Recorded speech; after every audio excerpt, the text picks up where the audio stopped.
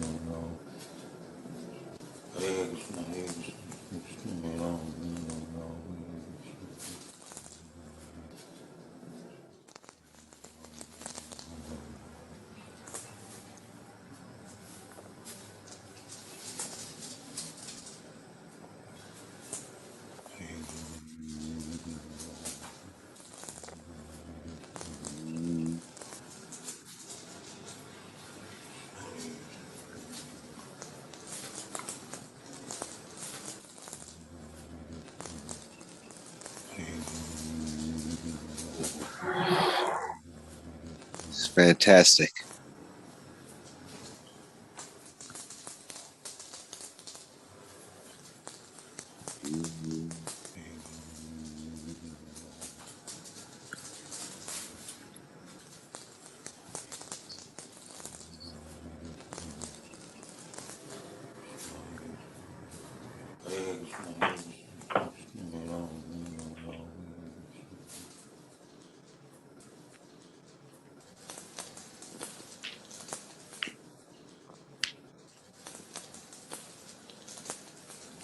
Hare Krishna. got it.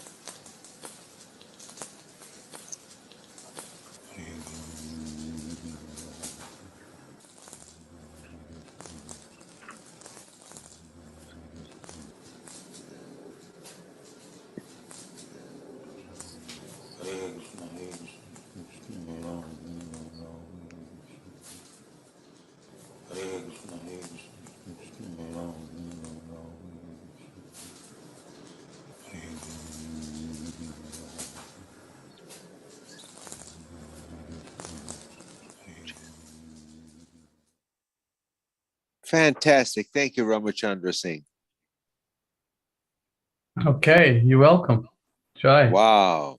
It just goes to show you that no matter where you are, standing, walking, sitting, in the restroom, in the shower, driving, it doesn't make a difference. You can chant anywhere. You Yeah. can always find that spirit soul. This is what I got out of that. You can do that, but you can't use your japa beads in the shower or on the toilet. Yeah. You can chant loudly. You can't use the beads on the toilet? Oh, no. They're Yeah, sacred. that's an offense. Oh, okay. I didn't know that. Wow. Because Oh, now you have it's to stop dirty. doing it. It's filthy. Okay. Okay. Wow. And you don't want to offend Krishna by exposing him to your you-know-what. Oh, I get you. Okay, makes sense. Hare Krishna. Is that the room in Los Angeles, right? Upstairs? Yeah, that's Prabhupada's quarters in New Dwarka. Yeah. Mm. Try. Was he always barefoot? Inside, yes. Inside the Oh, temple. yeah. Inside. Yeah, everyone is. Inside. Yeah, Yeah. you take your shoes off outside and leave them outside because they're dirty. Again, Oh. somebody one time asked Srila Prabhupada what Krishna consciousness is about. And he said 2 words, clean living. Right. Haribol. Yeah, not just externally, internally and externally. Mhm. So Good luck. Right. yeah, so that's why the regulated principles are the chanting of Hare Krishna, just Hare like Krishna. Srila Prabhupada did it, and Haribol. following in his footsteps, not making new things, and chanting new mantras, new beats, new kirtans. Joy. Haribol. Okay, Vinayak Prabhu, Hare Krishna, welcome. The Iskcon man. Vinayak Sharma Yes. from India. Mahaprabhu. Mahaprabhu, why do I have you 2 times on the list? You have me too? Who's I'm a Mahaprabhu? twin. I'm a twin tonight. Okay, let me.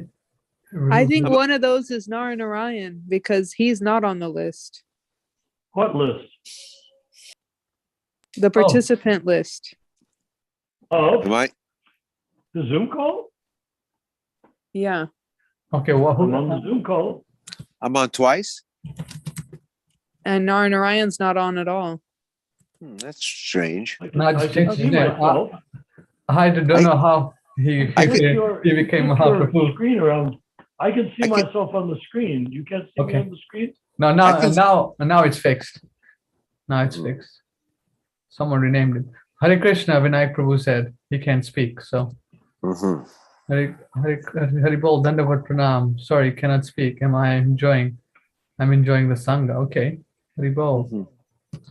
He's Okay. in India? No, he's in Japan. Oh, Japan. Yeah. Arigato.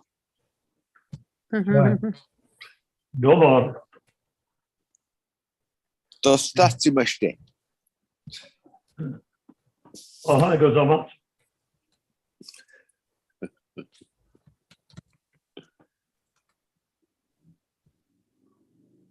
The here and now, the Gestalt. That's what I heard today in a spiritual discussion. They were talking about Gestalt, the here and now. And that's what Krishna consciousness is about, isn't it? The here and Yes. now. Yes. Not yet, not yesterday, not tomorrow, right now, right here, right now. It depends on what you hear. If you hear a material sound vibration, then what are you hearing? If you hear spiritual sound vibration, you're hearing. So both are hearing. Once you're hearing material sound and one you're hearing spiritual sound. So if you hear material things, about politics, this, that, so how can it be here and now? Here and now means relativeness also, because here and now is always changing. No, Are they- here and now never changes. When does here not here When is now not now? I was talking about the here part. When is here not here? No, I'm talking about when you hear, you can hear the absolute sound vibration Oh, coming no. from.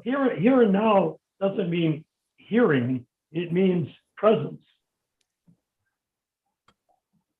Here and Ah. now means I'm here and this is now. In other words, I'm expressing myself in the present tense. Okay. Try.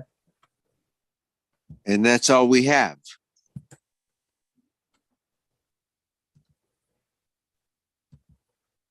The here and the Well- now. Well, yeah, because we're eternal. If we were not Not what? Not here? eternal, If we were Yeah. not eternal, then there would be nothing, no life on earth.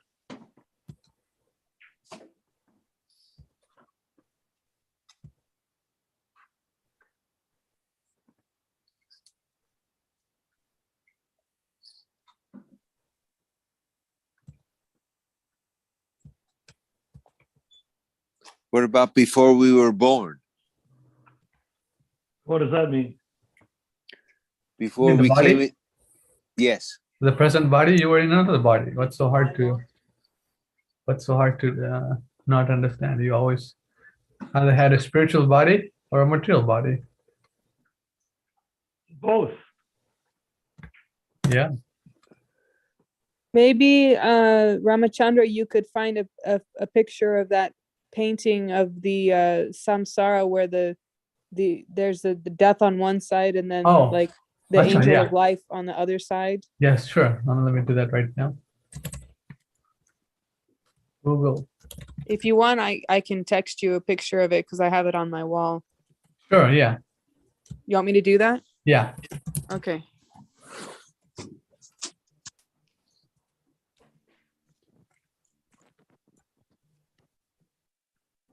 Change of bodies. Right? Yeah. Here, I'm going to text it to you right now. Okay.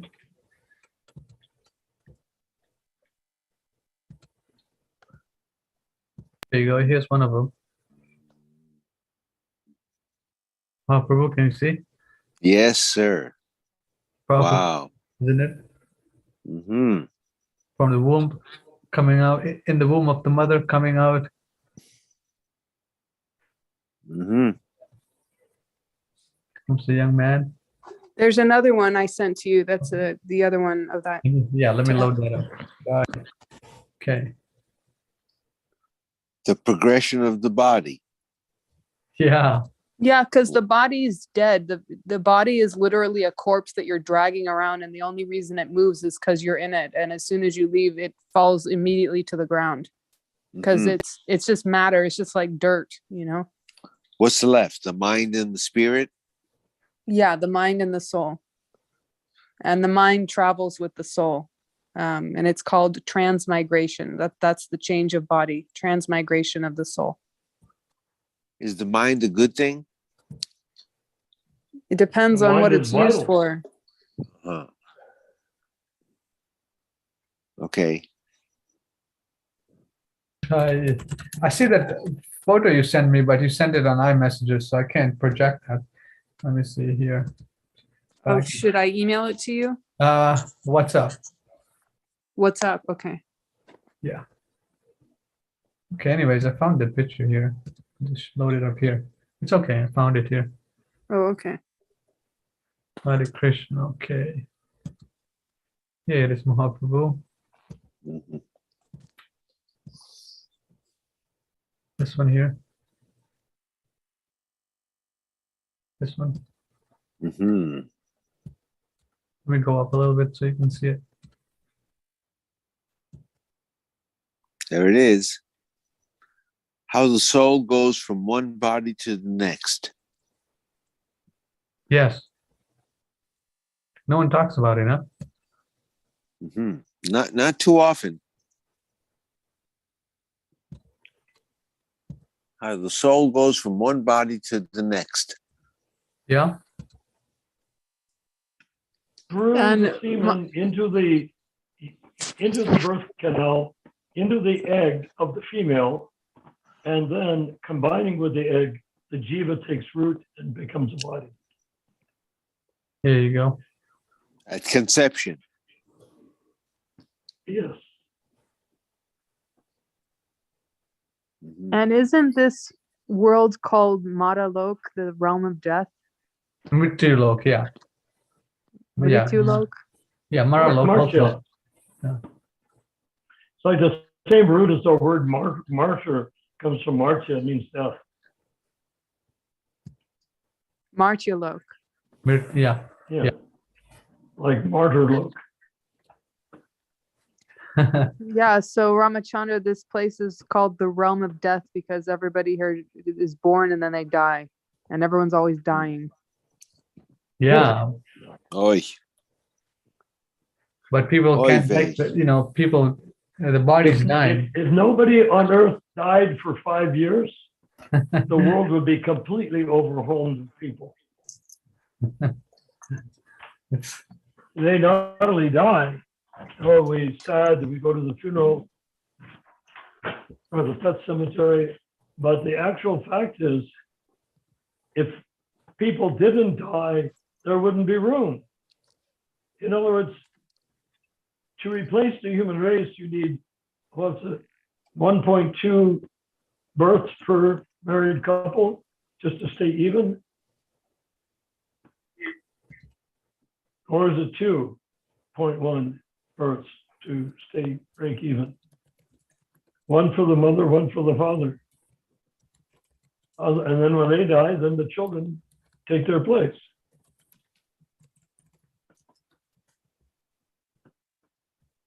the disciplic succession continues.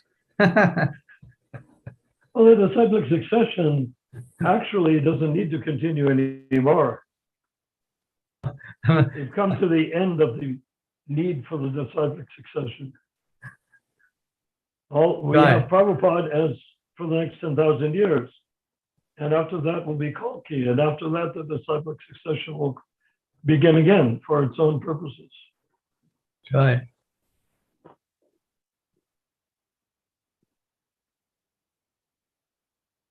Let's see. Mohit Prabhu, welcome to the Zoom meeting, Sunday Zoom meeting, Ishtagoshti discussion. If you have any questions or you want to discuss something, now's the time.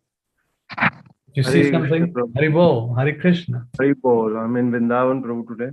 So yesterday came Ah, night. Mohit, Hare Krishna, good to see you. Hari Bol. Vrindavan Dham ki jai. Yeah.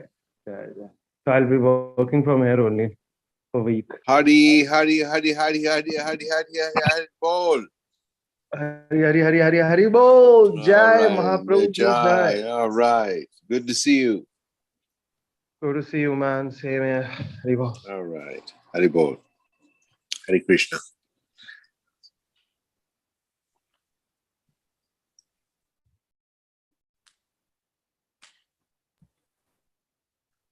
If everyone is stuck in the relative world, meaning that they're somehow attached either 5%, 10%, 20% to their material body, material designation, how can they immediately turn that conditioning off? Meaning that just like we turn off the light switch, we turn it off or it's on. So it's next to impossible to even do that. I do what?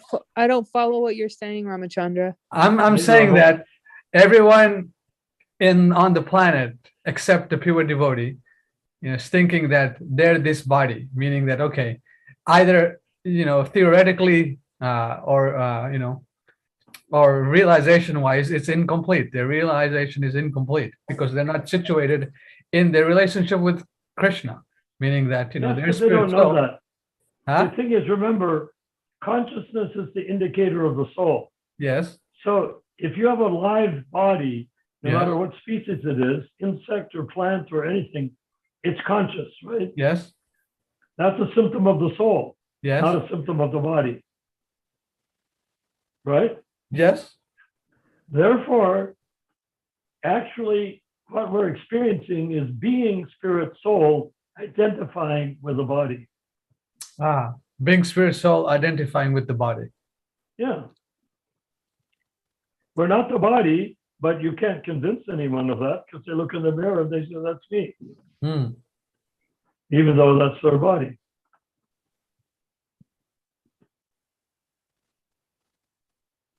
But then the spiritual realization is incomplete, though, no?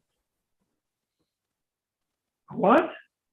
But then isn't the spiritual realization is incomplete? You can think everyone is a spirit soul, but I they don't think know what you mean by spiritual realization. I'm talking about Or you may complete. think It doesn't make any sense to me at all. no, I'm saying that you may think that, but are you situated in your rasa with Krishna if I were to ask you right now? No. You know, you have to become Kanisadhikari, Madhyamadhikari, then Uttamadhikari, then you have a rasa with Krishna. You don't have a rasa with Krishna simply because you give up eating meat. Yeah. Or when you are, do you get the point that every conscious living being is a conscious living being because he is the soul? yes. I'm not talking about embodied. I'm talking about consciousness within the body. If Yes. there's no consciousness within the body, then it's a dead body, correct? Yeah. Yes. Okay, so as long as you're in the body and the body is still chugging away with the goodness, passion, and ignorance ingredients that make the fuel, the like train, throwing coal on the engine of the train is like eating. It doesn't make the train alive. It just keeps the train moving. Right?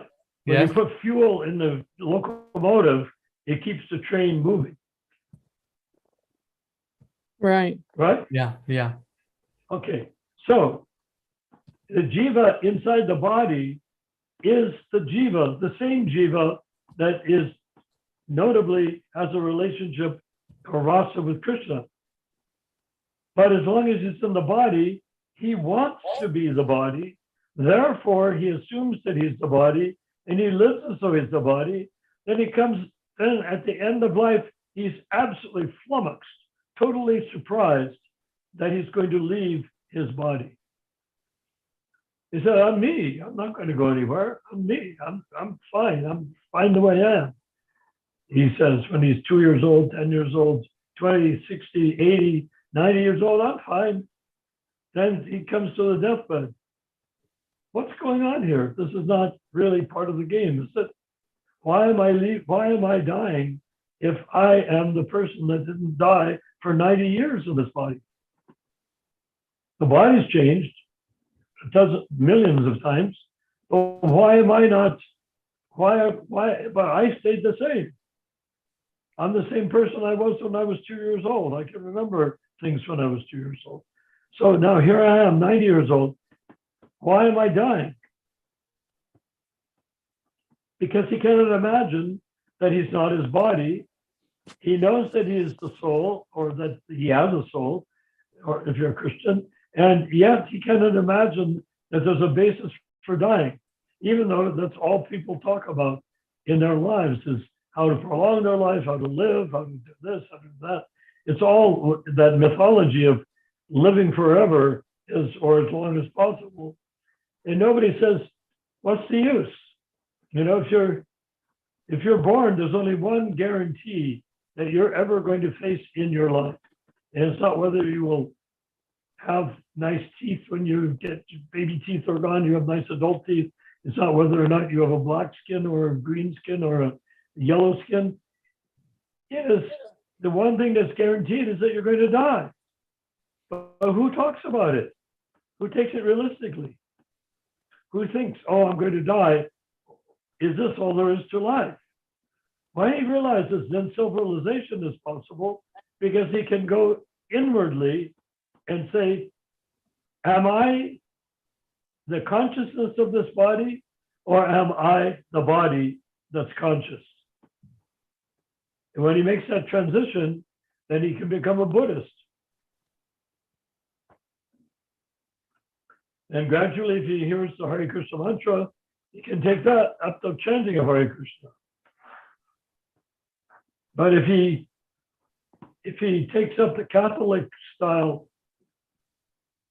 GBC style Krishna consciousness, then he'll think, oh, if I live my good Krishna conscious life, Krishna is looking after all my needs, Krishna cares for me, Krishna's paying attention to me, Krishna is kind to me, and Krishna's giving me so many things, so that I will then use those things as much as I can for Krishna's service.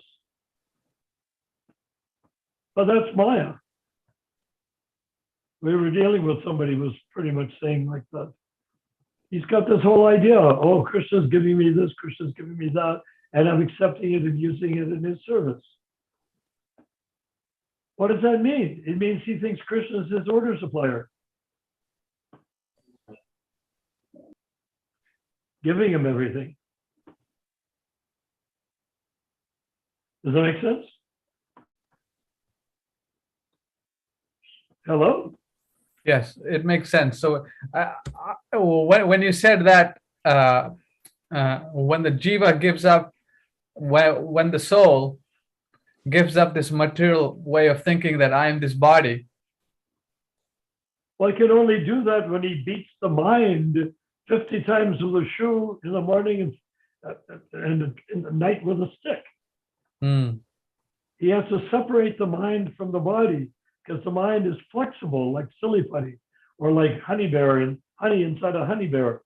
The honey conforms to the shape of the bear-shaped jar. Yeah. That doesn't mean that honey is shaped like a bear, right? I like to use that example, and nobody likes my example, but I can't help it. I think it's a good example. So the honey in the honey bear, so that's like the mind in your present body. You're identifying with your body because of your mind. So if the soul wants to take charge and not be simply dragged around by the you-know-what, then the soul has to say, enough, come here, to the mind. No, I don't want to. Bang, bang, bang. No, ouch, bang, bang, bang. Oh, no, will you stop? Only when you come here. Oh, no, I don't want, bang, bang, bang. I want to come there, bang, bang, bang. Until finally, after days, weeks, months, or years, or lifetimes, the soul does come to, the mind does come to the soul. Then the mind says, oh, I would just like to identify with that little pinky finger. No, bang, bang, bang. Ouch, ouch, why are you so mean? I'm not mean, I'm just realistic. You're not this body. When the body dies, what do you want to do? Stay with it as a mind and rot with the body in the grave? You want to go through the pollution of post-mortem rotting? Why do you want to identify with the body? What do you get out of it? Well, it makes me feel good. And if I have this nice female body, that guy over there is looking at me so lustfully, and because I have a female body, I'd like to reproduce, and I could do worse than reproduce with him, because look at him. He looks like the sort of guy that could bring back a moose on his shoulder into the cave for us to eat, you know. So that's what's been going on since time immemorial. Certainly since the cavemen and before and before and before, in every species. Being the male bird and the female bird, they build a nest. She lays eggs. She sits on the eggs. He brings worms for her to eat. And then when the babies come, they both go out and get stuff and bring back stuff for the babies to eat. That's all the mind acting through the body. If the mind did not act through the body,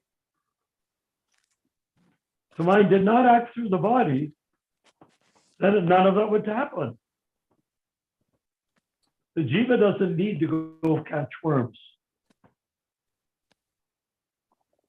Or doesn't need to go to the grocery store and buy a loaf of Wonder Bread. Doesn't need to do that. It's all done as a basis of identification with the body and the perceived needs of the body, even though nowadays the perceived needs of the body are so artificial. Prabhupada points that out millions of times. not millions, many times, that the person is, he said that all those people are living in a city with concrete on the ground instead of grass, and they're all sitting there living out of stores in order to live. Said, but that's not the natural way to be. You grow your food and you eat your food. What's the big deal? Well, I have nothing but concrete outside. Well, that's why you're going to the store. Guess why they put the concrete? So you had no choice but to go to the store. Right. Or you can make it. Yeah. And then he said, well, I could put a planter box on my porch. Okay. How far will that go towards feeding your family of 10, 3 meals a day? Not too far. Right. Not too far. So that's the nature of the mind. The mind identifies with the body, or if you beat the mind with a shoe, it'll identify with the soul. Once you identify, the mind identifies with the jiva wakes up to the fact that he's not his body either. The jiva's, you've seen that picture, right, of the chariot being pulled by 5 horrible horses, and the mind is holding onto the reins, the mind's going out of his mind, holding onto the reins, and the horses are dragging the chariot, and the soul is sitting in the back, terrified.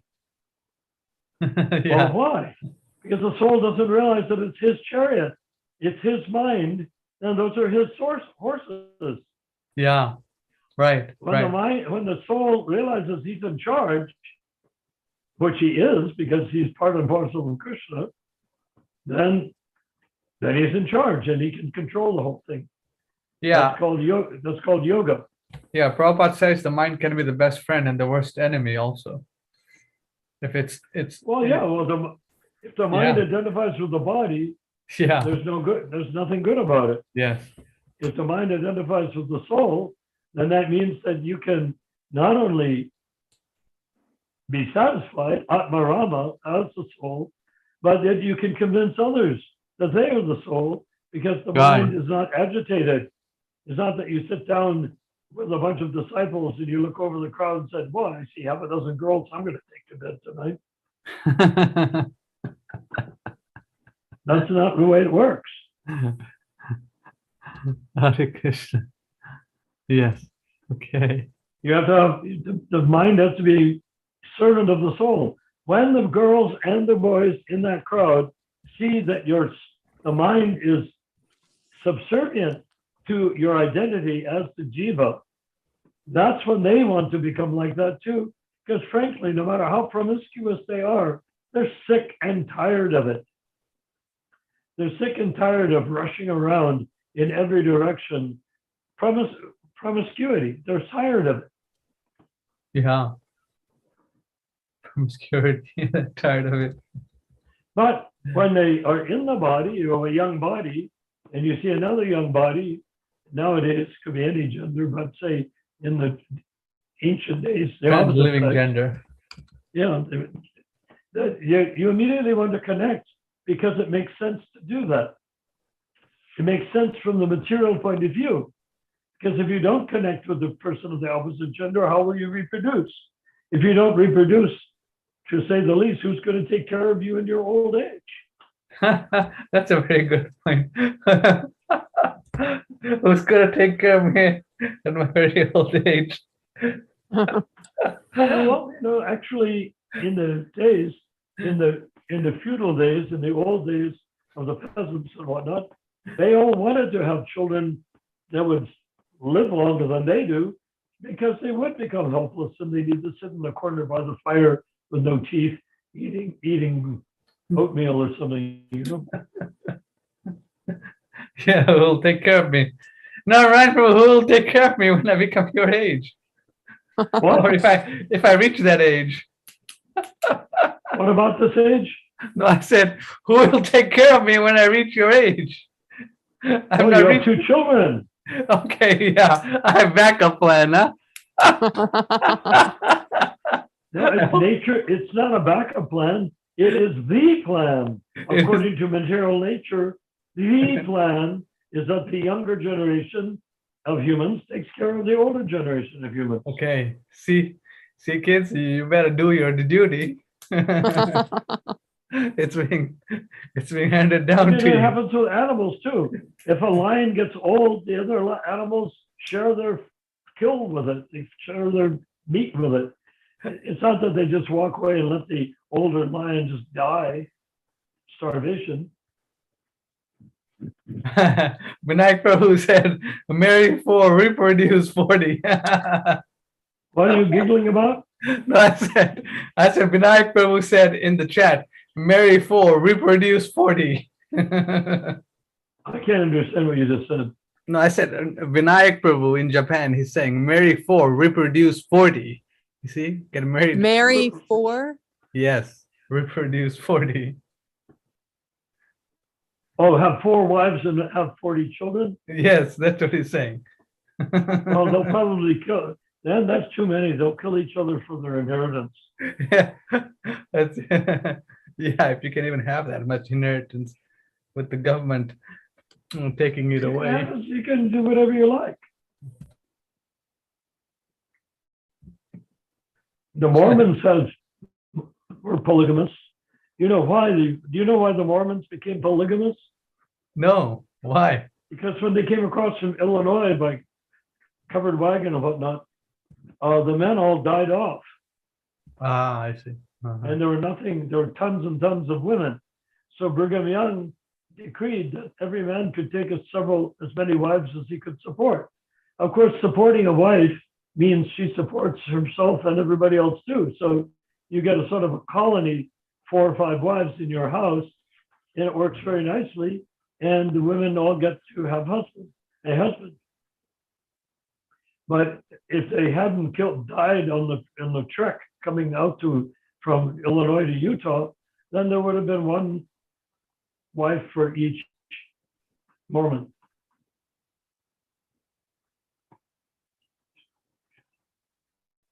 Does that make sense?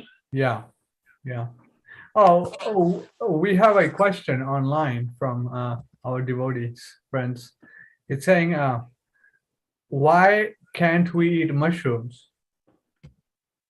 So. I asked Prabhupada that question.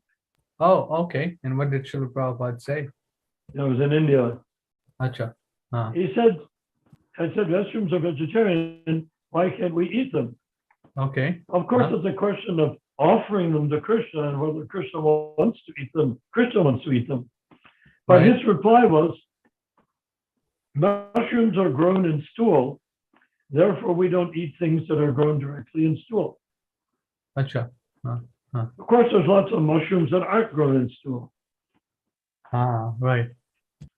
but they're not Vedically offerable. It's almost like saying, why don't we eat seaweed, offer seaweed to the deities in Bengal? You're right on the ocean. Why not take the seaweed the way they do in Japan and make dishes out of it? Okay. There's reasons, and we don't know the reasons. Okay, that's the main thing. Yeah. There's reasons. So for it. Vinayak is asking because he's in Japan and he's dealing with both issues, not only mushrooms, but seaweed also. Right. I suspect the reason we don't eat seaweed is because it's in the ocean and it gets so many different parasites living on it that even when you take it and dry it, you're not having a truly vegetarian meal. Yeah, right. Okay, let's see if you have. And as far as mushrooms are concerned, we know onions are vegetables, right? So is garlic. But the thing about mushrooms and garlic, onions and garlic, is that they're in tamagun. So I suspect that mushrooms are also tamasic. Also, mushrooms are grown in the dark. Somewhat, yeah. All right. Good point. Yeah, because we get our life energy from the sun through the vegetables that we eat. Okay, so I was just reading this a discussion with Srila Prabhupada in Hayagriva, and Prabhupada was commenting about what is it? about what is it? 6 principles favorable to the execution of pure devotional service. This is from Srimad Bhagavatam, Canto 7, Chapter 5, verse 23. Srila Prabhupada says, there are six principles favorable to the execution. Execution? Is that the word? Yeah. Execution of pure devotional service. Being enthusiastic, endeavoring with firm confidence, and being patient, acting according to the regulated principles such as Shravanam, Kirtanam, Vishnu, Smaranam, hearing, chanting, and remembering Krishna. And 5, abandoning the association of non-devotees. And 6, following in the footsteps of the previous acharyas. These 6 principles undoubtedly assure the complete success of pure devotional service. So what does Srila Prabhupada mean by being enthusiastic? Enthusiastic in following the regulated principles or following... what's the context? The context is 6 favorable principles to the execution of pure devotional service. Okay. Someone has posted something. So can you go for that one that you want? Enthusiasm, was it? Yeah, being enthusiastic. What does Srila Prabhupada mean by being enthusiastic? Enthusiastic means Not reluctant and not grumpy. yeah, not like this. So how to remain enthusiastic? A lot of times we are always, not always, but most of the time we become unenthusiastic about devotional service. Is it the company? Well, that's not devotional service. And, to be enthusiastic in devotional service means, supposing I'm going to make an offering for Krishna, Yes. and I start taking the vegetables. Do I cut the vegetables up saying what a crappy job this is to have to cut up vegetables? Or do I cut it up imagining what it's going to be like when it's in the pot sizzling and it's going to become savory? I'm going to add the ghee, I'm going to add the spices. It's going to turn out beautifully. I'm going to put it on an offering plate. I'll bring it to the deity and see if he likes it. That's enthusiasm. Try. If I have to do it, oh my God, here I am. I'm trying to get a green card, and the only way I can do it is by chopping these damn vegetables for that damn piece of stone on the altar. That's not quite the same thing, is it? No, the consciousness is totally different. Yes. Yes. Yeah. So the enthusiasm means consciousness that you're eager. Why are we eager? Try. Is not the soul by nature eager? Yes. I mean, whatever. Look at the animals. When a fox sees a rabbit, he's eager to catch it. Yeah, because being enthusiastic, right? What if a fox said, oh crap, another rabbit, I'm hungry, but I don't want to bother chasing it? Well, he'll starve, won't he? Yeah, right. So survival in this body means you must be eager. If you're not eager, then you become jaded, or like a person, instead of having a clear mind, having a hangover. Good mind. So you're dull-headed. Joy. Otherwise, we're enthusiastic. We're enthusiastic right now when we're talking. No? Hare Krishna. Would you say this is an enthusiastic conversation? Yeah, I would say. Okay, so that's enthusiastic. Joy. A clear-cut example of enthusiasm. Then number 2, endeavoring with confidence. Oh, one comment by Vinayak Prabhu from Japan is saying, Nectar of Instruction states that enthusiasm means working intelligently for Krishna. Jai. Oh, sure. Well, intelligently means you know why you're doing it, right? Yes. I mean, if you just do it because you're a bloody slave, what's the use? Right.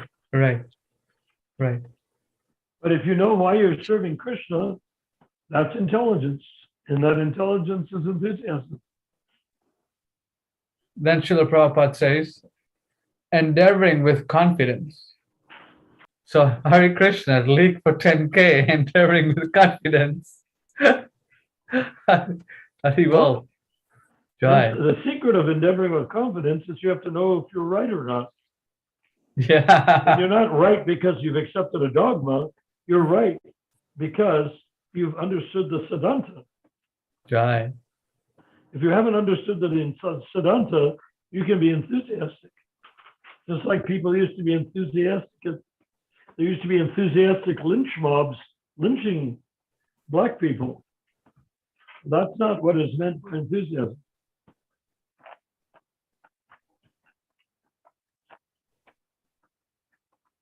So go ahead. So what does it mean, endeavoring with confidence in Krishna consciousness? So can someone give an example here? Our panel of 1, 2, 3, 4, 5 people. Well, you're in charge. Who's Well, there? having confidence in Krishna is like feeling that we're serving the Supreme, and that gives a feeling of confidence. Jai. Mahaprabhu, I told you were going to have firm participation tonight. So where's Mahaprabhu? You're muted, Mahaprabhu. I'm here. Okay, so what do you hear? What do I hear? I hear that the spirit is within the here and now. Right here and right now. We operate from the spirit soul. We talk to each other from the spirit, not from the body and not from the mind, but from the spirit.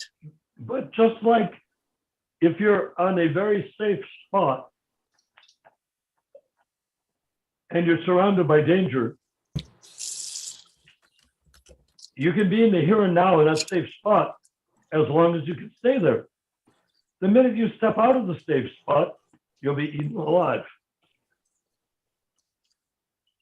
In other words, the minute you make a move to satisfy material desire, you'll be destroyed.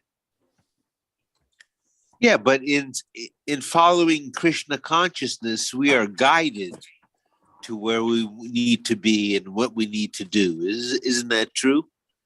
Yes, but we're not perfect. So it's sort of like we're like a reluctant donkey. We're marching along with a load on our back, but the donkey guy keeps hitting us with a stick, otherwise we'd stop. That which happens to us is meant to be. Well, karmically, I wouldn't put it that fatalistically, because it's not true. In terms of the soul, there's nothing that is meant to be. Nothing.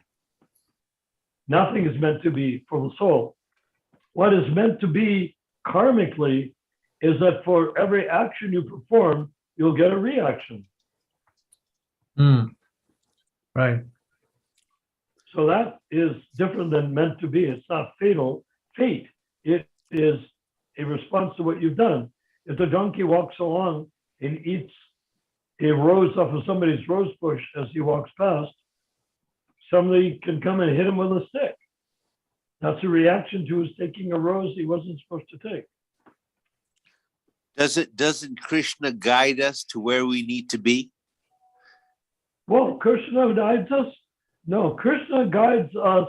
You see, in the perfect platform of spiritual life in Krishna Loka, we are not guided by Krishna either. We are in reciprocation with Krishna in the spiritual world. But in terms of us being guided in the material world, we're guided by our material senses. Right? Yeah, but that's the material world, but we try to operate from the spirit soul. We try to get out of the unified stage, we have no way to operate only from the spirit soul. the Kanistadikaris are in the process of transforming and transitioning from the material body to spirit soul.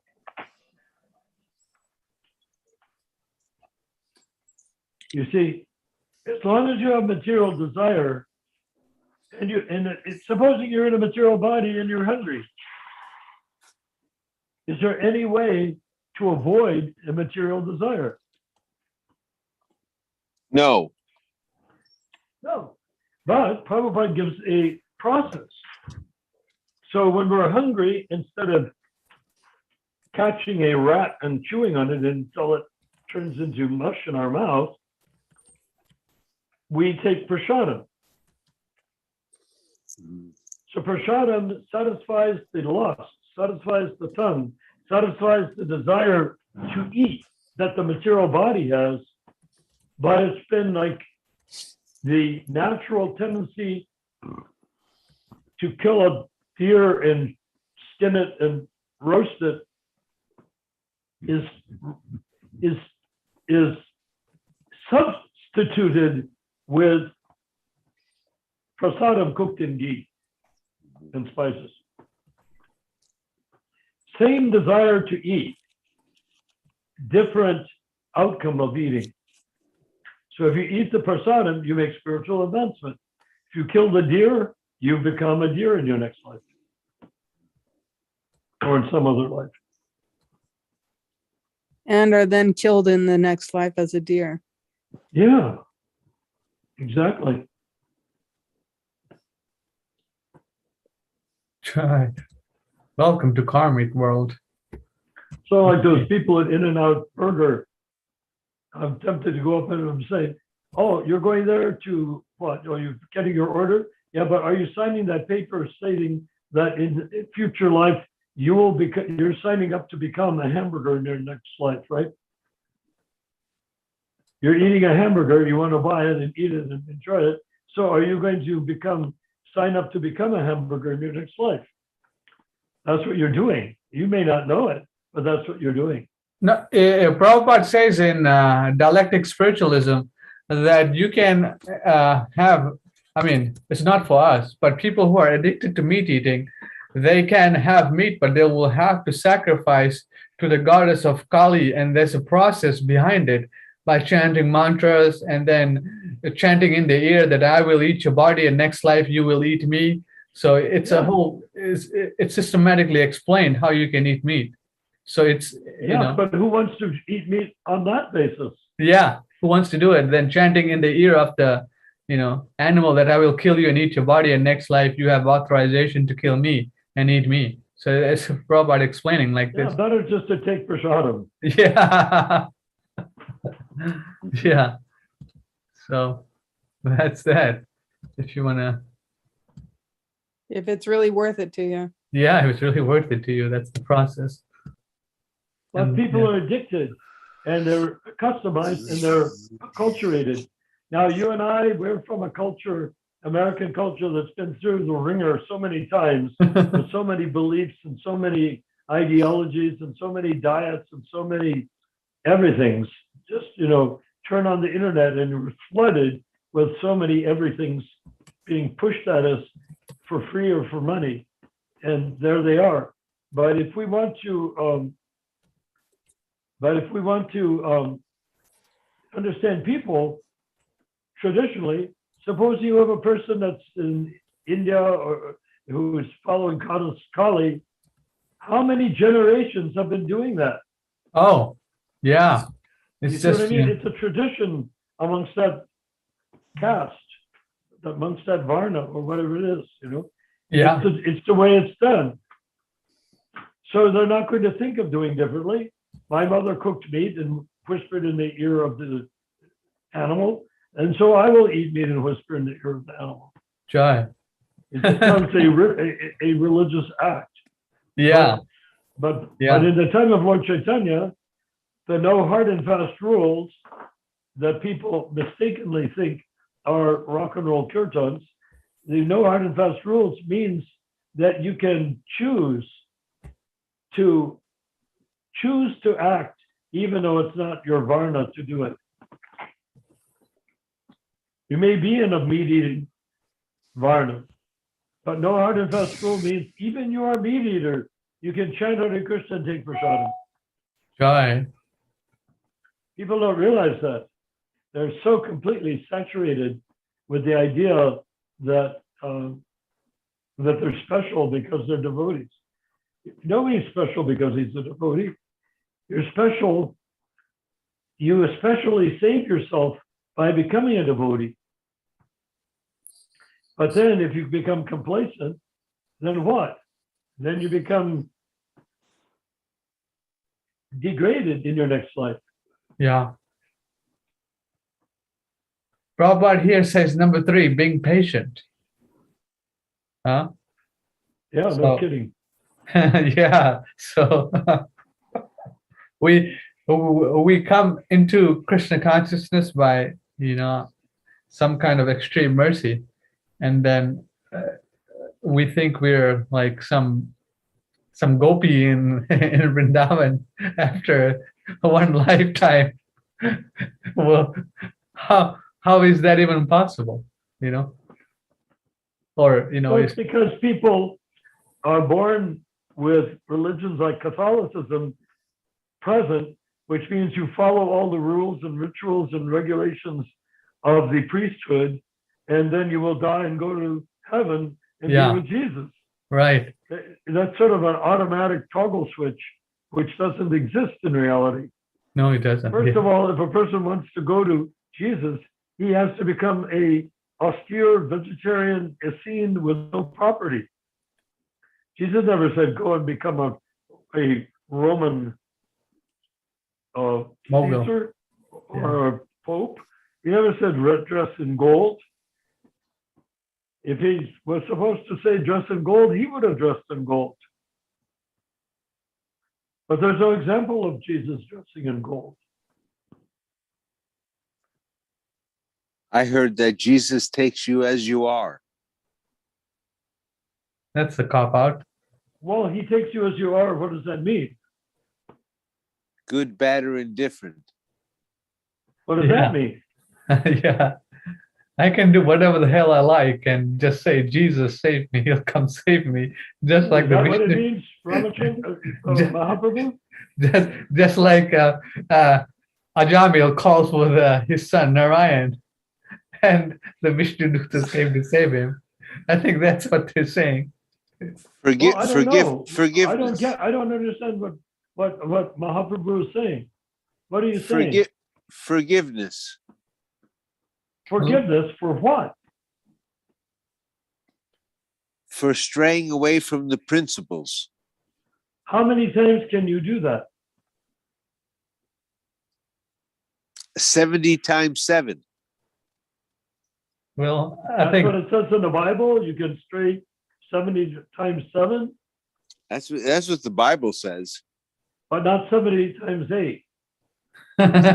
No, 70 times 7. I mean, Well, Prabhupada was asked that. In fact, I was part of that conversation in 1969 in Vrindavan, where he was talking that if you commit a sin after you're saved, you can do that once.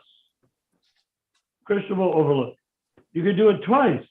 Krishna will overlook. You can do it 3 times. Krishna will overlook. You do it 4 times. He says, you're just making this into a business. You want to sin and you want me to overlook. He'll forgive 3 times. right. Yes. And that's if it's innocently, not willfully. Hare Krishna. But so what is the principle? I mean, are we going to say that everybody who goes to a Catholic church, which you should be able to tell us, does everyone who goes to a Catholic church sin only 77 times 7?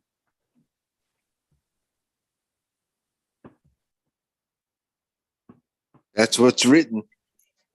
Well, do they go to heaven? Nobody knows. Well, but that's what it says. You're supposed to go to heaven. But if you do seven, was it 70 times 7 or 77 times 7?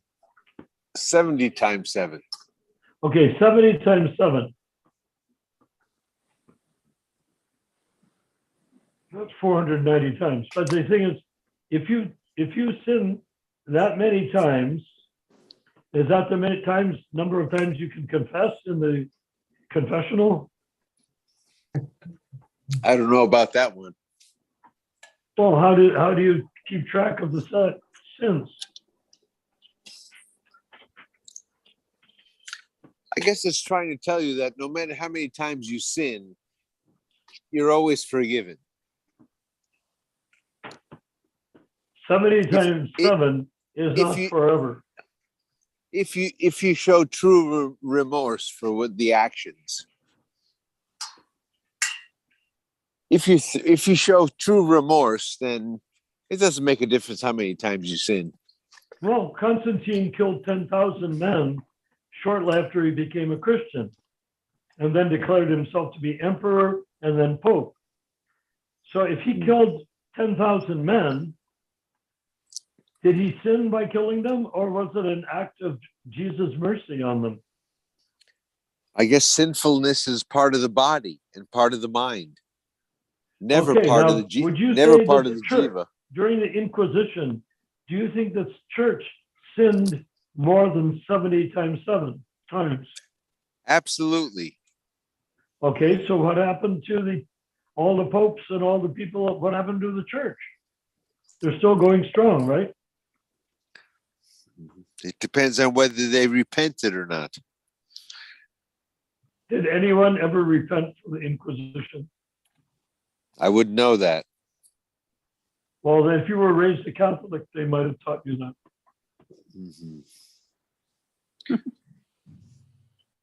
Hare Krishna. Do you know anyone that was raised a Catholic? We all know people that have been raised a Catholic. So what do they say? They say, repent for your sins. And what do? Say, oops? Oops. You say, I'm sorry. I'll try not to do it again. That could turn into quite a bloodbath, couldn't it? Okay. So Vinayak Prabhu suggested we read the Nectar of Instruction regarding these qualities, the 6 favorable qualities. So I'll read that. So here it says, endeavor executed with intelligence in Krishna consciousness is called utsaha, or enthusiasm. The devotee finds the correct means by which everything can be utilized in the service of the Lord. Nirbandhe Krishna sambandhe yuktam vairagyam uchyate. The execution of devotional service is not a matter of idle meditation, but practical action in the foreground of spiritual life. That is endeavor. And then Srila Prabhupada writes, these activities must be executed with patience. One should not be impatient in Krishna consciousness. Indeed, this Krishna conscious movement was started single-handedly, and in the beginning there was no response. But because we continued to execute our devotional activities with patience, people gradually began to understand the importance of this movement, and now we are eagerly participating. One should not be impatient in discharging devotional service, but should take instructions from the spiritual master and execute them with patience, depending on the mercy of the Guru and Krishna. The successful execution of Krishna consciousness activities requires both patience and confidence. A newly married girl naturally expects offspring from her husband, but she cannot expect to have them immediately after marriage. Of course, as soon as she is married, she can attempt to get a child, but she must surrender to her husband, confident that her child will develop and be born in due time. Similarly, in devotional service, surrender means that one has to become confident. The devotee thinks, Avasya Rakshe Krishna. Krishna will surely protect me and give me help, for the successful execution of devotional service. This is called confidence. Jai. And let me read this last paragraph and then we can discuss. As already explained, one should not be idle, but should be very enthusiastic about executing the regulated principles. Tat tat karma parvartat vartamna. Neglect of regulated principles will destroy devotional service. In this Krishna consciousness movement, there are 4 basic regulated principles: forbidding illicit sex, meat eating, gambling, and intoxication. A devotee must be very enthusiastic about following these regulated principles. If he becomes slack in following any of these, his progress will certainly be checked. Srila Rupa Goswami therefore recommends one should strictly follow the regulated principles of Vaidhi Bhakti. In addition to these 4 prohibitions, yama, there are positive regulative activities, niyama, principles, such as the daily chanting of the 16 rounds of the Japamala beads. These regulated activities must be faithfully performed with enthusiasm. This is called Tatat Karma. What's this word? Parvartana, or varied engagement in devotional service. What's it called? Varied engagement in devotional service. Is that what it's called? Yeah, that's what Prabhupada says here. Well, what's the Sanskrit? What does it say? Tat karma parvartana. Tat karma parvartana. Okay, this one is very important, I guess. Srila Rupa goes, furthermore, in order to be successful in devotional service, one must give up the association of undesirable people. This includes karmis, jnanis, yogis, and other non-devotees. One Sri Chaitanya Mahaprabhu was asked by one of his household devotees about general principles of Vaishnavism, as well as other routine activities of a Vaishnava. And Sri Chaitanya Mahaprabhu immediately replied, Atsat Sangat Yaga, E Vaishnava Achar. What is it?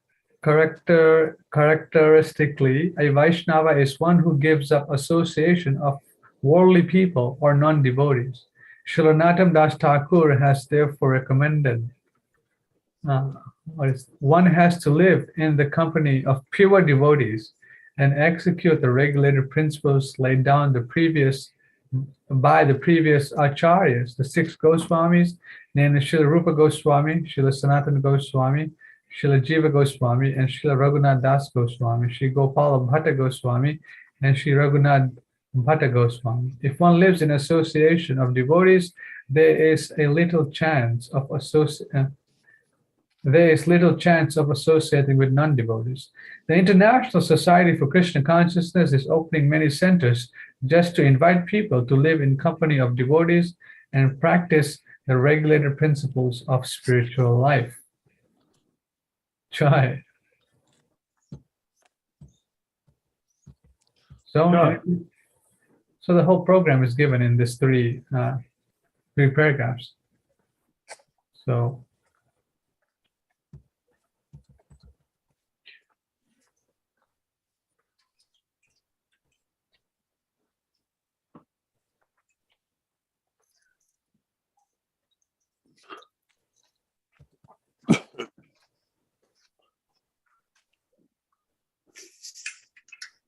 okay, engagement in devotional service of the Lord is the life and soul of the living entity. It is the desired goal and supreme perfection of human life. One has to become confident about this, and one also has to be confident that all activities under the devotional service, and one should be confident that all activities other than devotional service, such as mental speculation, fruitive work, or mystic endeavor, will never yield any enduring benefit. Complete confidence in the path of devotional service will enable one to attain the desired goal. By attempting to follow other paths, will only succeed in making one restless. In the 7th canto of Srimad Bhagavatam, it is stated, one must be calmly convinced that those who have given up devotional service to engage in severe austerities for other purposes are not purified in their minds despite their advanced austerities, because they have no information of the transcendental loving service of the Lord. Wow. Interesting, huh? People who give up devotional service and take up the austerity path. You can see what that is. It's materialism. Yeah. You're taking up the austere path for yourself, meaning you in your body. Yeah. I in my body want to become a yogi and live for 1,000 years. But that's not devotional service. Yeah, it's not. Yeah, Prabhupada says So you. this is what we're facing with Iskcon. People are generally sunk down into the sense of either genuine religion of Krishna consciousness or false religion of GBC Krishna consciousness, but that nobody's dealing with Krishna consciousness as transcendental. You're going to come in this way or the other way? The other way. This way? The other way. Don't allow this off. Okay.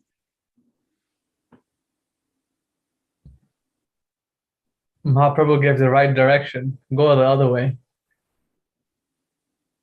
Okay, yeah. Narayan Prabhu, you made the point that so if people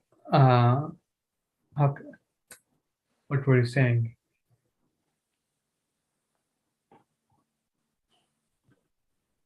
Let me go back to the screen.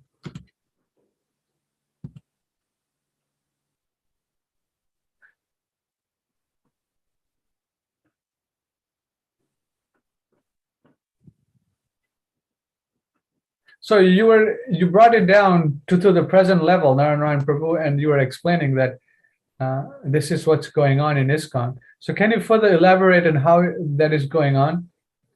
What's going on? This part we discussed about, hold on, let me bring it back to the screen. You said here, we're talking about because they have no information of the transcendental loving service of the Lord. You said that this is what's going on in Iskcon. Yeah, because people are not lifting themselves out of their material conditioned way of thinking. Yeah. People are thinking, I'm here, and there's a very outstanding devotee we've been in communication with, and he's taking the point of view, well, I'm being given everything by Krishna. Krishna's taking care of me. Krishna's giving me so much facility. Krishna's doing this for me. Krishna's doing that for me. But he cannot see ahead for even 500 years. What will Iskcon be like then? He's just completely consumed with the fact of what Krishna is doing for him right now. Yeah, his here and now is according to what Krishna is doing for me. Yes, and so when people are in that state of mind, they don't see Krishna Loka. Yeah. They don't see Prabhupada as coming from Krishna Loka. Yeah. They don't see Iskcon as a manifestation of Krishna Loka. They don't see Prabhupada as a transparent via medium of Krishna. They just see, oh, we got the word and now we're following it and we're blessed and blessed and blessed and blessed. So the more blessed we are, the less we have to care about Krishna Loka. Why don't they care about Krishna Loka? I mean, they don't even take it for granted. They're just satisfied that Krishna's giving them what they want right now. Like pigs in a trough. Krishna's throwing in buckets of stuff for them to eat, and they're satisfied. They're not thinking, how can I become the farmer that's throwing in the bucket of food for the pig? How can I do that? No, they're thinking, how can I be the recipient? Yeah, I mean, if you actually look at Srila Prabhupada's transcendental life, he got the instruction to, preach in 1928. I think that's when he met his spiritual master. And then Bhaktisiddhanta Saraswati Thakur immediately advised him that you're a very learned person, preach the message of Lord Chaitanya Mahaprabhu. And Srila Prabhupada was doing that, in his Grihastha life. And then systematically, it's fastimous, of course, when we talk about these things, to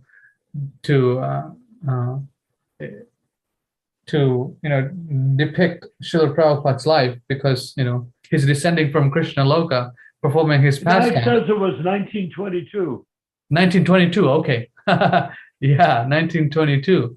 So 1922 to 64, he departed India, or 65.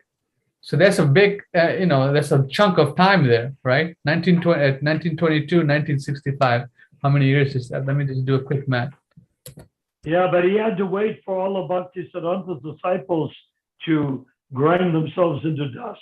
Otherwise, they would have prevented Prabhupada from preaching all over India. Yeah. And if Prabhupada had come, what would have happened if Prabhupada had come in the 1930s? He would have come to a country that was in the Depression. Right. Yeah. 1923. Jai, Vinayak Prabhu said. And where people were rushing to accept Marxist communism as an alternative to the capitalism that had left them high and dry. So, he waited till the exact right moment. Yes. He'd come in the 1940s. That's when there were Beatniks. Well, Beatniks are the residue of the Second World War and Japan. So, The so Beatniks everything. were essentially Yeah. people that were following the beat idea of renunciation from the Japanese point of view. Their own distorted view of it, but that was what they were inspired by. Yeah. Not, drop out, turn on, tune in sort of feeling.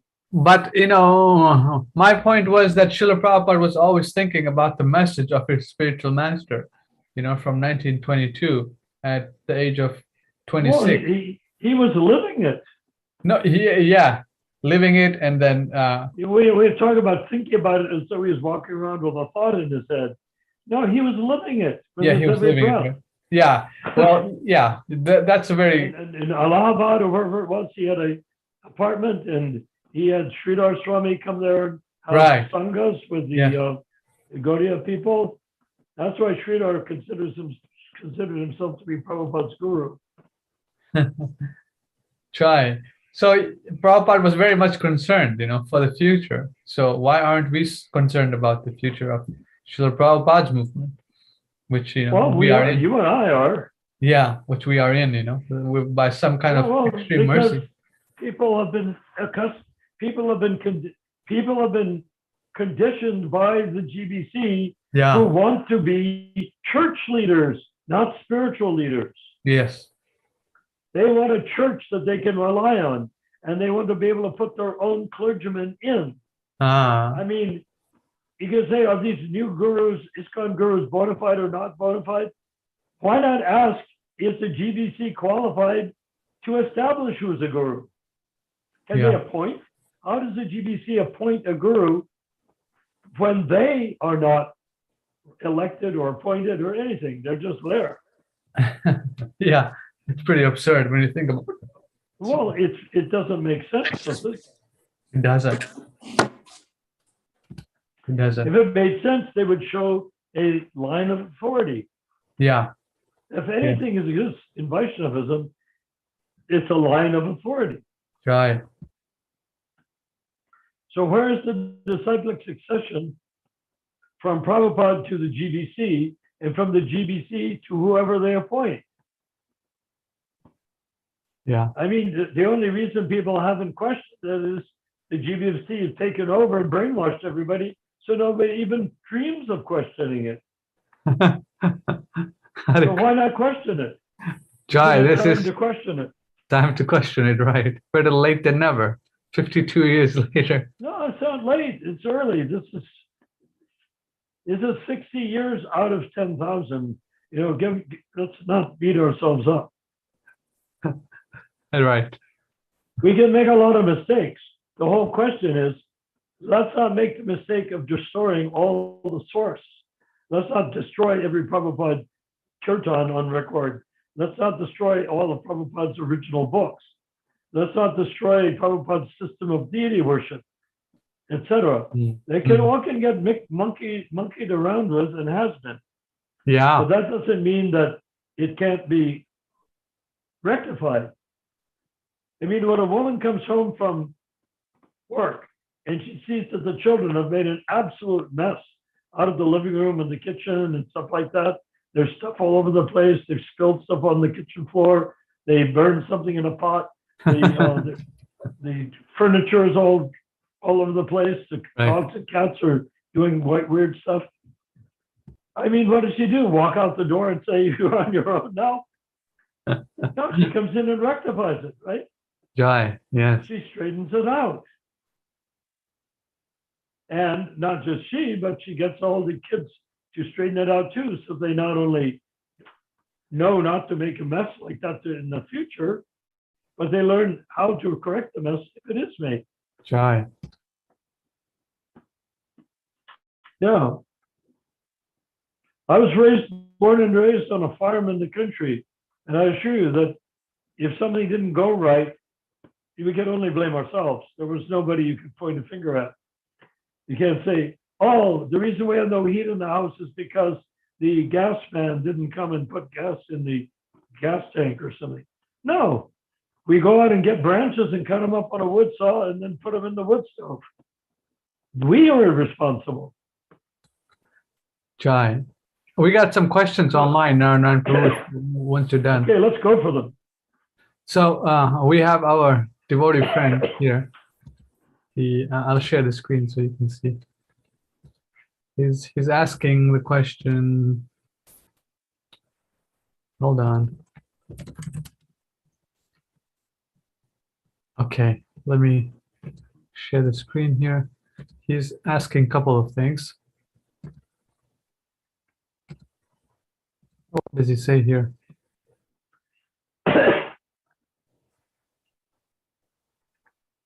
Okay, Edwin Prabhu. He's a dear friend of mine, and he happens to know you. And you What's met his name? Edwin Chandra.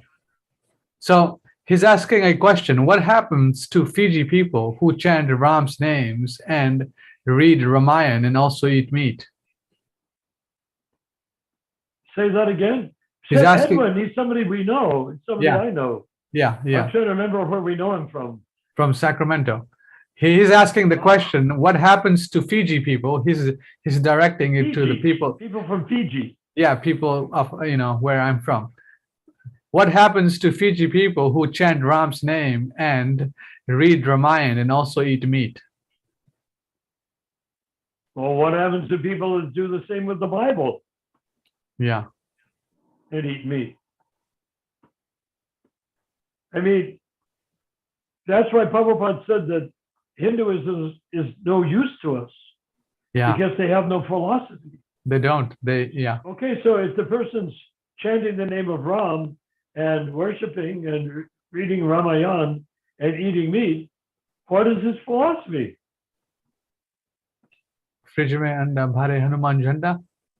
Well, there has to be a way that, is he doing it because it's a tradition? Most likely, right? Yeah. But is he doing it to become free from repeated birth and death? No. If he thinks he is, then he should explain how he's planning to do it. Yeah. How are you going to eat meat, worshiping Ram, etc., and take repeat? How are you going to do it? How are you going to become free from repeated birth and death unless you have a plan, a process, at least a philosophy? Where is it? Yeah. If you don't have it, then why are you even doing any of those things? Just because of family tradition? I would suppose. Think of all the pygmies and whatnot that live in the jungle. They do all sorts of things superstitiously. Right. Now, we don't know. Maybe some of the superstitious things they do work. Maybe they gather herbs and they can cure people's diseases that nobody else can cure. We don't know. But all we know is that they have to know what they're doing. So if these people are chanting Ram and they are eating meat, do they know what they're doing? And if they read the Ramayana, first of all, is it the Valmiki Ramayana or the Tulsi Ramayana? Yeah. I would say it's probably the Tulsi Raman. Tulsi, which yes, is not, yes, yes. It's not acceptable. We don't accept it. Okay. Okay, so Edwin Prabhu also asked a further question regarding when we were having discussion about Srila Prabhupada. Why did Prabhupada build temples when his guru asked him to print books whenever he gets money?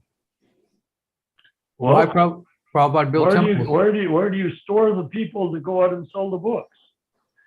Right, that's a very good. Yeah, are you going to keep them on the street, in the hut? What is he going to do with the money when he prints the And books? besides which, when people come to the temple, they want to join. Yes. Or they used to. And when they want to join, they can sell books. Right. They can print books. Yes. I mean, when I joined the movement, there were hardly people in it. By 1975, we'd printed all the Chaitanya Charitamrita in a matter of months. It was Right. just an astonishing event. Yeah. And I was right in the middle of it. I didn't take part in it. I was doing other services, but I was right in the middle of it. So if they are creating so many books, they couldn't have done it if they weren't living in a temple. What would you do? Have to go and knock on every door in the neighborhood? And the guy says, "Oh, I was up late last night watching TV, and I don't think I can work on a book today."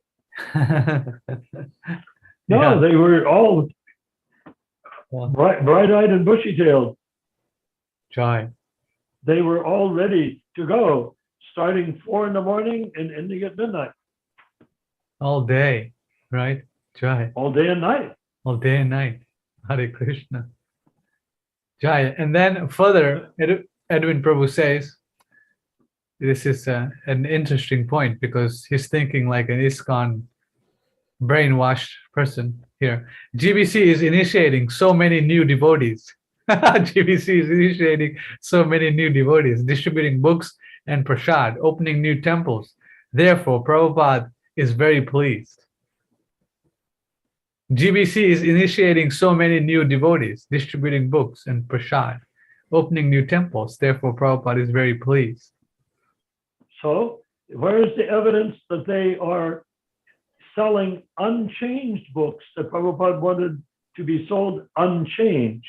And where is the evidence that they are chanting Prabhupada's mantra in the way he chanted it, the Hare Krishna mantra in the temples, the way he chanted it?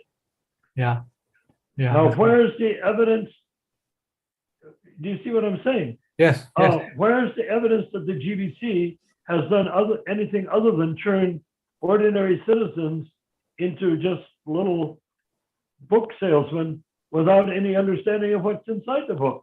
Yeah, today I went on a book distribution organized by the local Sacramento Iskcon congregation. All the books were changed books, all of them.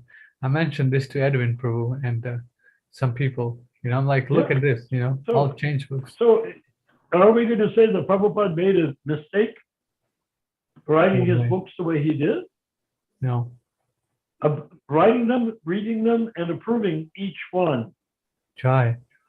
It wasn't as though he just said, whatever you guys do is okay, even if you're a bunch of idiots. No, he went through it.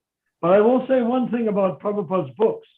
He wanted, the way he wrote in the first canto of the Srimad Bhagavatam and the way Hayagriva edited it is very different. But Prabhupada wanted the edited version because he wanted colleges to use his books. Well, now colleges will not use his Bhagavatams or his Bhagavad Gitas because they're all changed and there's no explanation for the changes in the book. I mean, if you're going to change something, you at least have the common decency to mention why and what you changed and why you changed it. I mean, I always had the idea that they should publish all of Prabhupada's unchanged books as he had them. If there's anything in those books that, like the planet of the trees instead of planet of the pit trees, that can be solved in a footnote. But in an unchanged book, it just as a matter of information, but you know what was done and you know why it was done. But then I fully anticipate that people are going to be as crazy about the Prabhupada's tapes and his transcripts as the Christians are about the Dead Sea Scrolls. And so And so I would say there needs to be people going over all Prabhupada's original tapes, as many as still exist, because he would record over them. As many tapes as exist. They should go over as many possible errors in Sanskrit or errors in language or anything. And they should make a edited book that is for scholars only.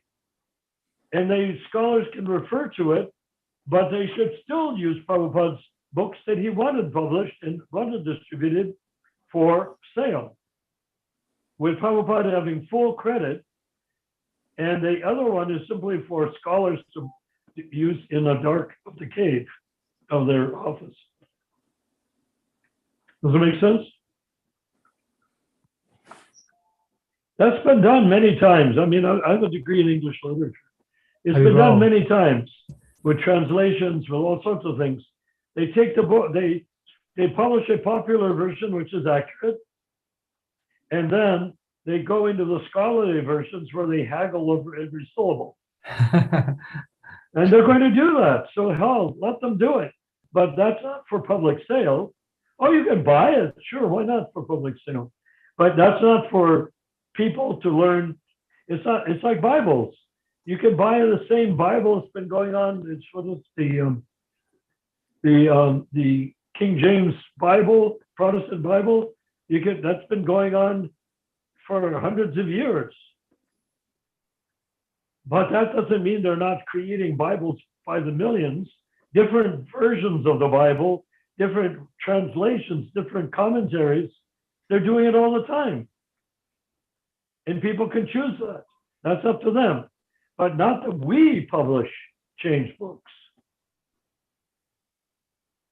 You know, what we're dealing with is a huge topic, is the Srimad Bhagavatam and the Chaitanya Charitamrita.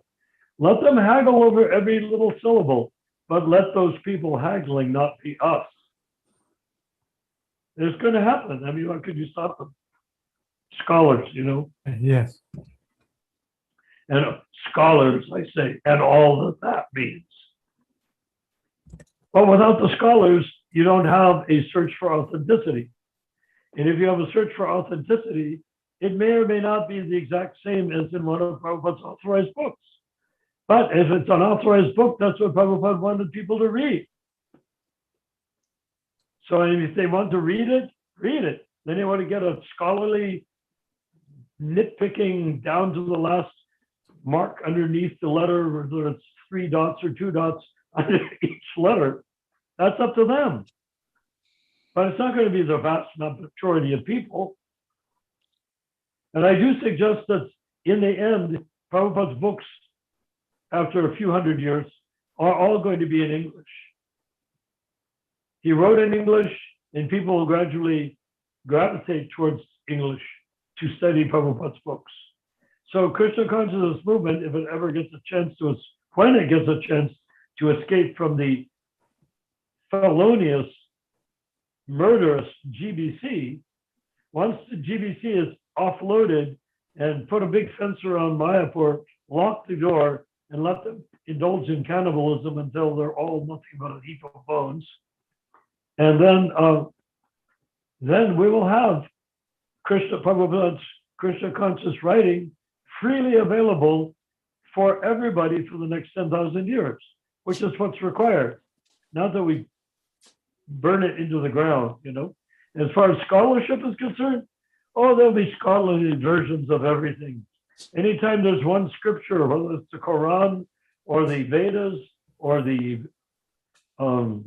Bible, if it's in Hebrew, Aramaic, Chaldaic, Latin, whatever it is, there's going to be scholars driving each other crazy, studying every tiny little bit of a slip of a pen.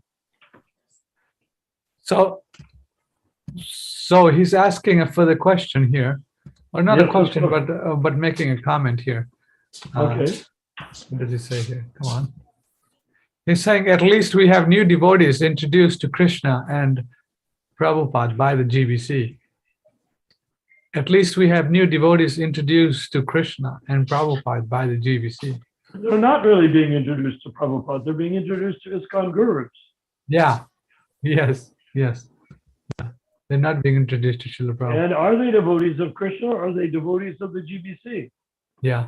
And also, there's the issue that there would probably be tons and tons more new initiates to Prabhupada if we were doing things the right way.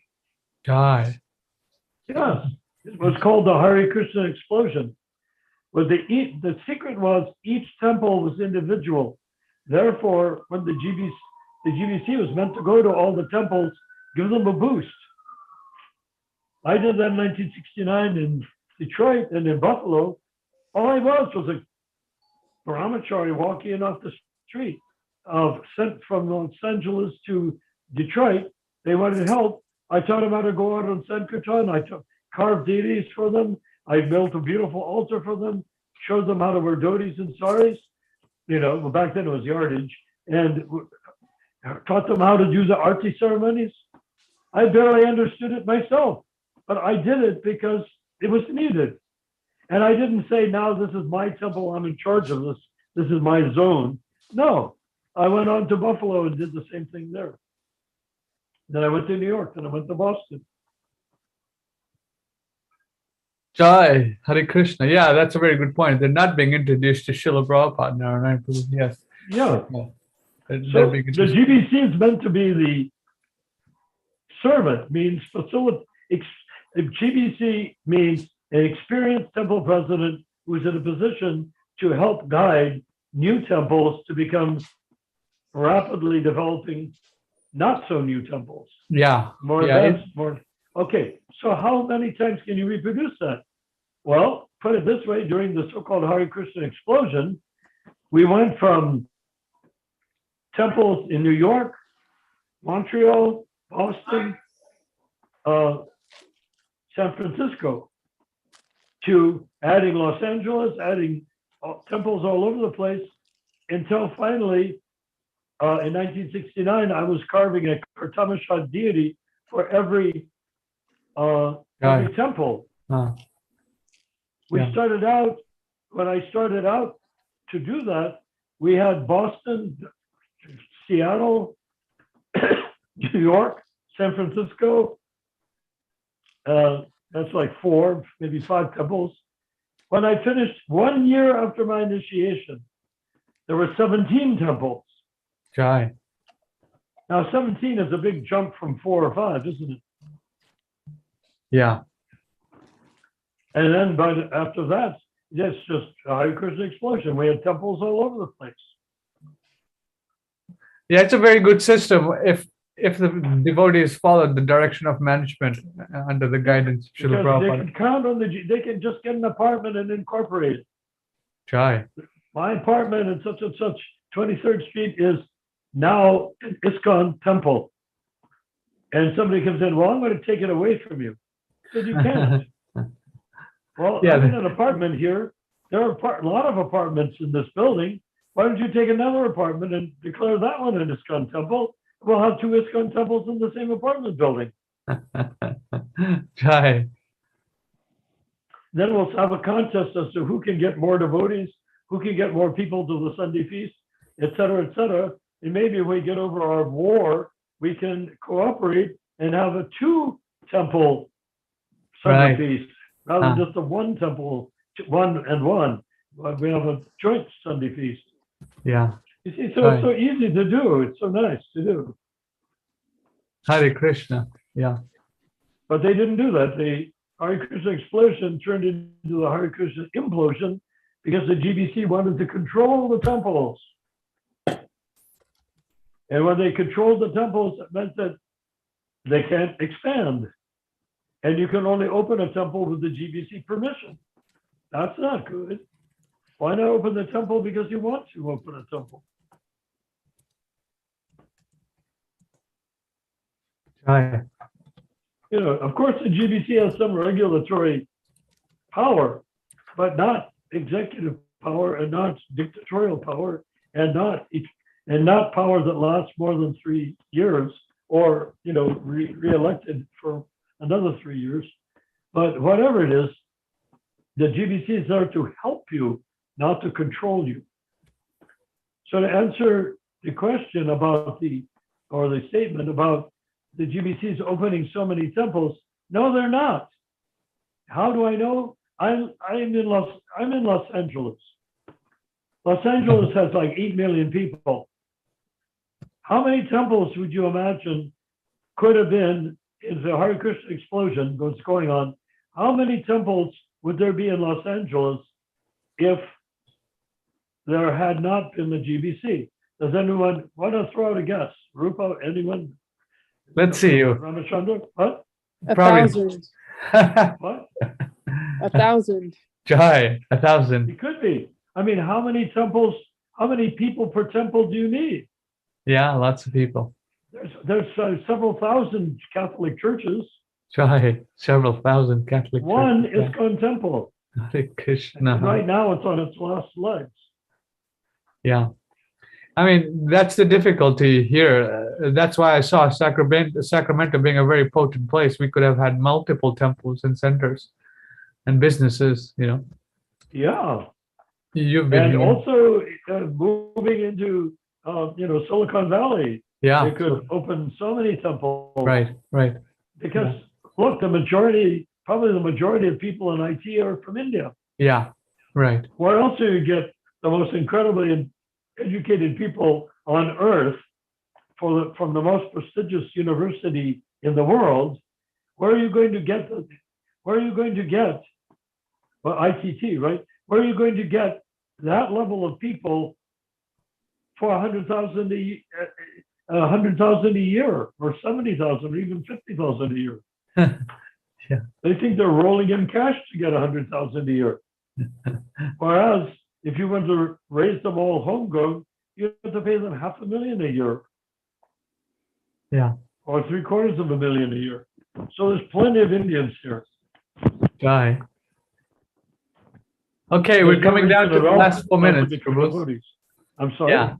I said we're coming down to the last 4 minutes. It's going to be 10 o'clock soon. So. Oh, go ahead. You're in charge. Hare Krishna. Thank you, Edwin Prabhu, for joining and inviting me to your the book distribution festival. So we had a good time. Let's see what else do we have here. In one of our next sessions, we're going to need to get into the difference between being evangelically serving Krishna and being the recipient of Krishna's mercy and living comfortably under Krishna's protection, meaning that Krishna is protecting us, meaning serving us, giving us our food, giving us our clothes, giving us our dwelling, giving us our cars, giving us everything. Yeah. And what are we doing for Krishna? Oh, we just follow the rules and regulations. Well, that's nice, but what about evangelical? I was talking with a senior devotee, and he thinks Iskcon and the GBC is finished. I said, if it's finished, then what are you doing? Why are you doing? Oh, I'm following Prabhupada. I'm doing what Prabhupada wants. Krishna's giving me this. Krishna's giving me that. I said, well, Krishna's a pretty damn good servant of yours, isn't he? Yeah. You got Krishna bending over backwards to take care of you. Or is it his karma that has been coming out in his life? Is it Krishna or is it previous life's karma? Well, that's another big interesting question, isn't it? Yeah, why would Krishna interfere with your personal life? I mean, what the hell, you know? Well, if you're not interested in using every farthing, every penny that you have to spread Krishna consciousness with or without money, even if this person was asking, how much money do you have? And he told me, I'm in a $2 million mansion. He was a big temple president at the time. And said, and so-and-so's got hundreds of thousands of dollars, millions of dollars. So what? I said, great, how much money do you have? Is that the indication of devotional service? How much money did Rupa Goswami have, I might ask? Yeah. So that's the point. Yeah, we need to look at ourselves as following in the footsteps of the 6 Goswamis, not following in the footsteps of the Muslim overlords. Yeah. money is a big issue, for the for Yeah, but money, as you pointed out perfectly, money comes by your karma. yeah. Prabhupada didn't have lots of money. He Yeah. could have. Yeah. He could have had millions and millions of dollars in the bank, just like Satya Sai Baba had millions and millions and millions of dollars in the bank. So why didn't Prabhupada? He ended up with a very small amount of money, less than $1 million, and that was for purposes that he had to take care of in order to prevent his relatives and others from suing Iskcon for a piece of the action. Jai. It's 10 o'clock. All right. So thank you very much to all the devotees online on Facebook and anywhere else. Please, if you have any questions, you can join our WhatsApp group. The link is in the description, or you can contact us via Facebook message or YouTube message or WhatsApp. Our next meeting would be on Wednesday and Wednesday. Thursday, and then again on Sunday. Jai. Wednesday, Thursday, and Sunday, right? Yes. So thank you very much, Prabhus. All glories to Srila Prabhupada. All glories to Jai. the humble devotees. And Ramachandra, could we talk for a few minutes after the session? Could Sure. you call me? Yes. Call Hare me, you Krishna. call me. Yes, Prabhu. Hare Haribol. Krishna.